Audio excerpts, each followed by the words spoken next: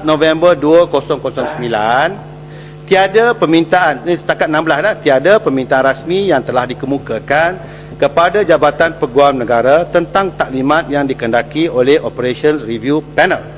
Walau bagaimanapun, Jabatan Peguam Negara tiada halangan untuk memberikan taklimat itu jika permintaan dibuat oleh Operations Review Panel.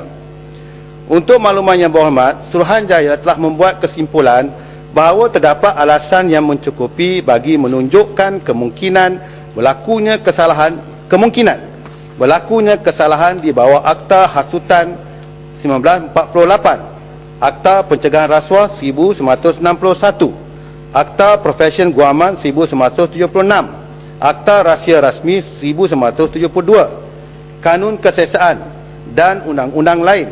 Oleh itu, Suruhanjaya mengesyorkan siasatan dijalankan oleh pihak yang berkuasa. Apabila klip video yang berkaitan muncul di laman internet pada September 2007, SPRM telah menjalankan satu siasatan di bawah Akta Rahsia Rasmi berkaitan kemungkinan terdapat kebocoran dalam pengendalian surat menyurat dan dokumen terperingkat berkaitan dengan pelantikan hakim-hakim.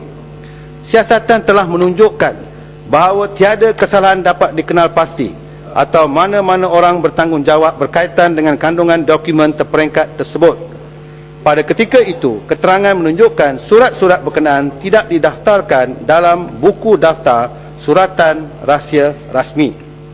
Selain itu, siasatan juga dijalankan di bawah Akta Pencegahan Rasuah 1997 berkaitan dengan tomahan terhadap beberapa individu tertentu yang dikatakan mempengaruhi Tun Dr. Mahathir dalam pelantikan hakim-hakim.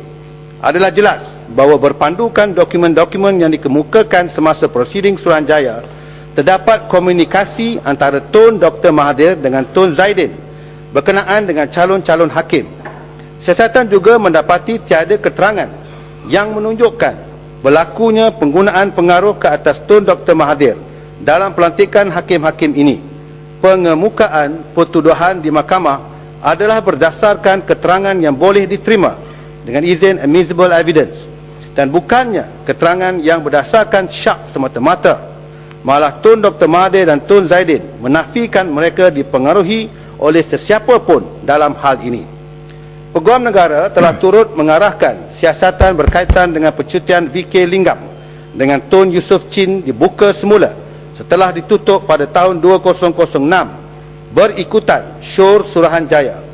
Adalah didapati Puan Jayanti bukannya seorang asing dalam siasatan SPRM yang dikenali sebagai BPR dalam tahun 1998. Beliau telah pun memberikan keterangan yang sama kepada BPR dalam tahun 1998. Siasatan lanjut tidak dapat menunjukkan apa-apa keterangan baru.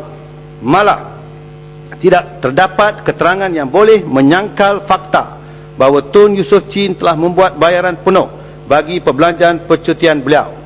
Tidak dinafikan ada seorang saksi lagi yang masih dicari oleh SPRM dan berdasarkan keterangan rakannya, keterangan saksi ini akan menyokong keterangan rakannya itu.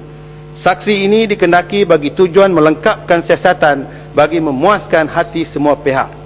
Siasatan di bawah Akta Pencegahan Rasuah turut dibuka berkaitan dengan pembayaran wang sebanyak ringgit Malaysia 50,000 oleh VK Linggam kepada Sachihanandan, bekas pengurusi Mahkamah Perusahaan Ekoran laporan yang dibuat oleh Tiru Nama Karasu, adik kepada VK Linggam.